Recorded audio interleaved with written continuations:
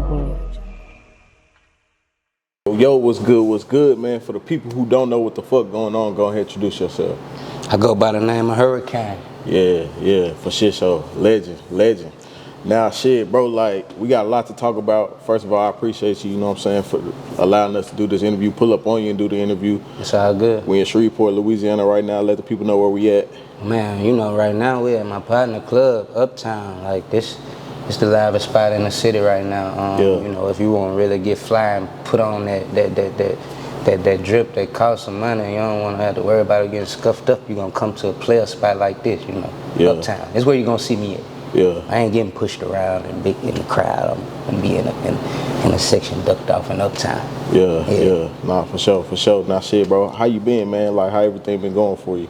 Everything been good. I can't complain. You know, I'm on my business tip right now. Everything business. Yeah. For sure. Now, shit, bro, a lot of your interviews, I noticed that you always make sure you put that in there that you into a few different businesses. So, like, when did you know? Not, I want to say take a break from the music and just focus on the business, but like, when did you really just dip into the business side of things in life? I think when you get over the age of 27, you know, your natural entrepreneurship side of you just start to kick in, if it's in you. Yeah. You know, for me, it just was something I woke up and said I wanted to do. I just wanted to create generational wealth. For sure. And put money in places that it could continue to grow. For sure. Now, what's one of the first businesses you decided to get into, like, you know, initially? My first business I ever did was halfway houses for men and women. I had one house for women and one house for men. Damn. And what year is this? This was probably 2007, like right when I signed my deal. Damn, okay. So you opened up a halfway house? 2 of them. Damn. And what's the process on that? The process, I couldn't tell you the entire process. I was 17 years old, but I know it was just paperwork and dealing with the state or city or whatever. Damn, for sure. What made you want to get into that? My daddy was locked up, and he did like 5 years for weed, and it really was an idea that I came up with while he was locked up. Damn, for sure. Now, is it a lucrative business? I wouldn't say it's lucrative. It was something I really did just to help, you know, to try to be in my community doing something useful. It probably can be lucrative. I ain't look at it like something I was trying to make a bunch of money off of. Yeah, no, for sure. Now, shit, you did that. So, what was your second business? My second business was a chicken and waffles. Damn, shit, it's famous chicken and waffles, you know. Chicken and waffles. I did one out of Monk House. Okay. That was something for my family to, you know, bond together and try to do something for my family. Nah, for sure. Now, shit, bro. What's your next business? Right now, I'm in the middle of a few different ventures. I got a assisted living facility in Shreveport on North Market. I just started that. We got a chicken and burger spot off Uri Drive called GG's. Okay. Trucking company. I slacked off of that for a minute, but now I'm about to double back down on it all the way and put some attention to that. I just applied for something big in the marijuana industry. Yeah. I ain't gonna say what it is yet, but I got something big finna happen in the marijuana industry. For sure. Now, bro, let me ask you, bro, like, how does being a rapper equate to business? Like, do you feel like it helps business or does it hurt? Being a rapper don't help business because most rappers ain't business minded. If you listen to most rappers, they ain't gonna be able to tell you that many business ventures that they done put their money into.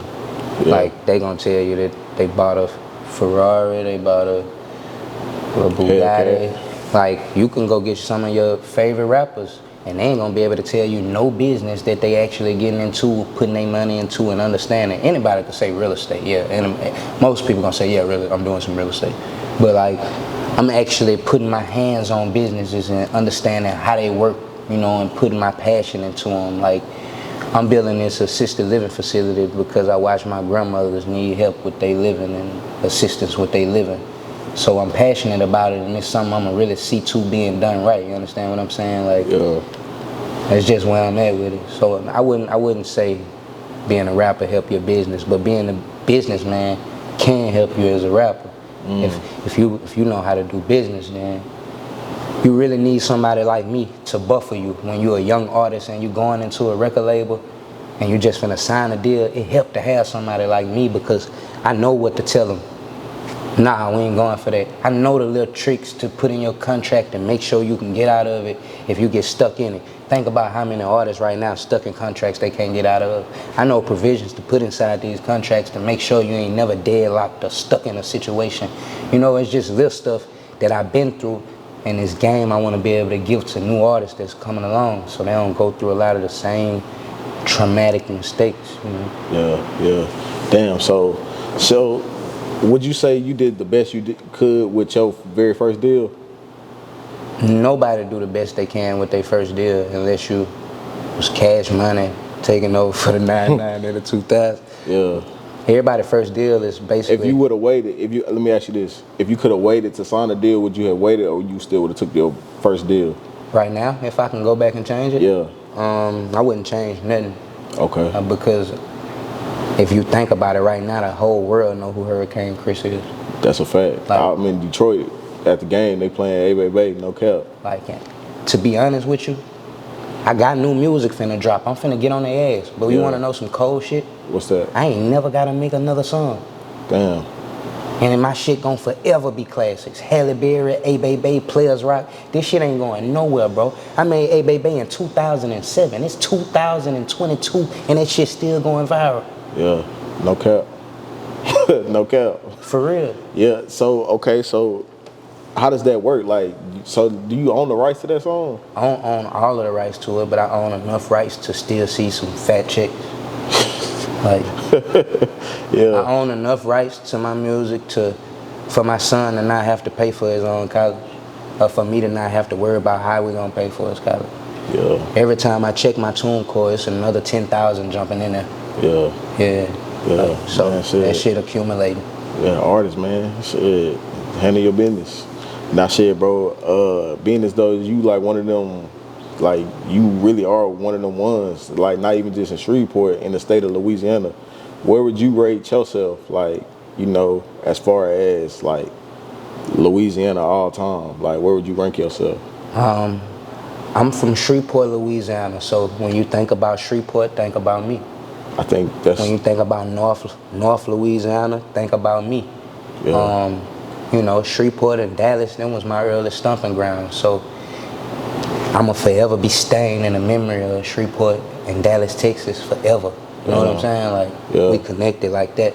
So when you think of me, you think of fun music, you know, make you party. Your summer, what your summer was like, you know, when you came outside for summertime and you heard that A Bay. Nah, real talk. You know, like, that's how I want you to think about me. You know, I want to make you have fun. For sure. Now, shit, what was Dallas like around that time? Man, Dallas was the big city to us. Yeah. It was our way of going to Las Vegas, you know. Damn. That was the big city to us. Yeah. Like, if you went to Dallas, you was really going out of town. Like, for sure. Opened our eyes to a lot, you know. I seen my first S550 with a Lorenza kit on it. And I come out my pocket, 50, 60 G's trying to cash out on a car that I see somebody driving. He pull up with some gas, sold us some gas. I try to cash out on this car right there on the spot. Like, I was seeing stuff I had never saw. I had homeboys in Dallas with real money. When I went to Dallas, they let me hold mansions, like, and they wasn't even there with me, with the James Bond coupe in the garage and the Escalade in the garage. Like, I had partners with real guap. Like, shout out to Moose, you know, like, they was already set up in Dallas. I watched A Bay on 106 in Park for the first time in Dallas, Texas, you know. Damn. Yeah, in my boy house.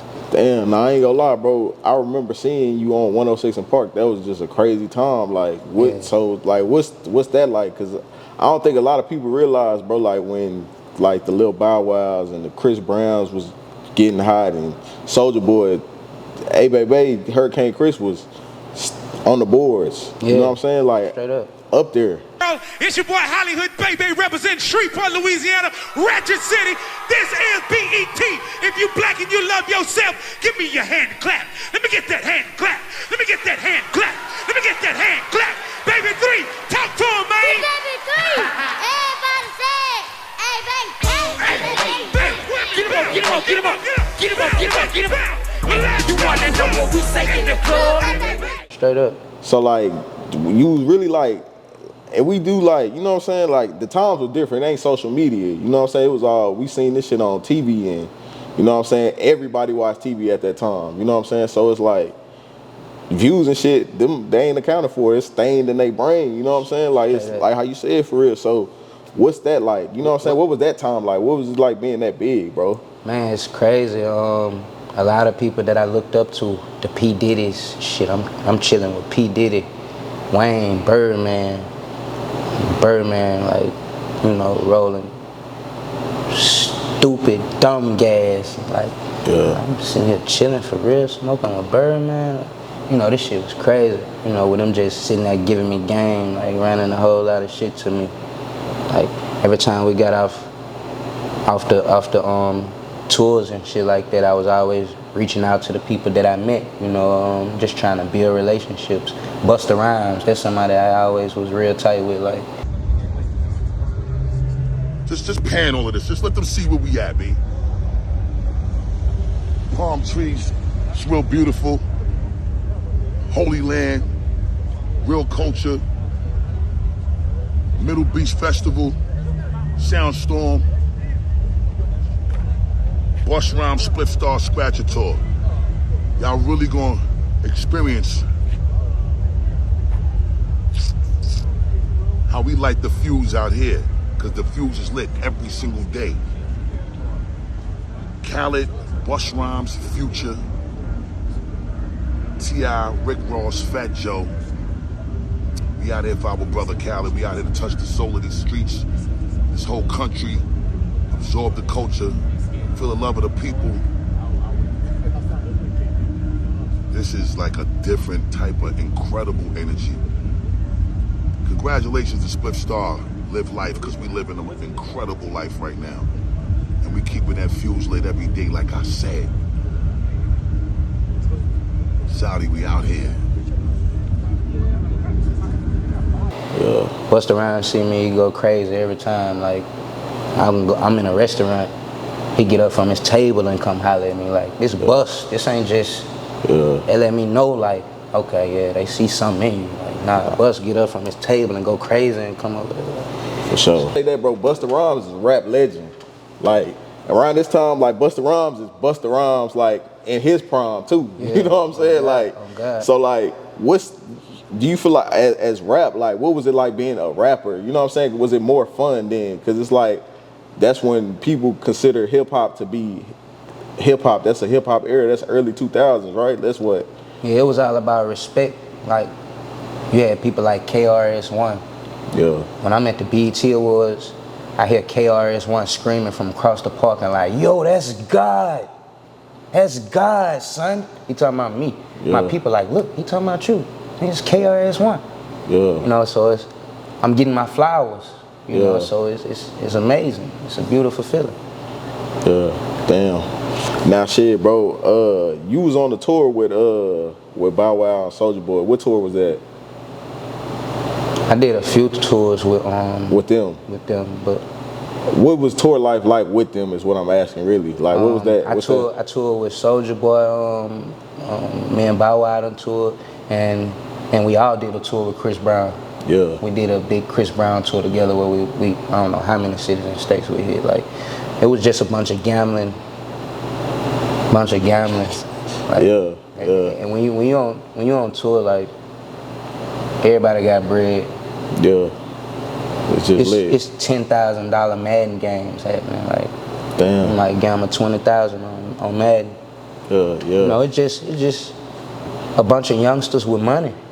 And they showing that shit.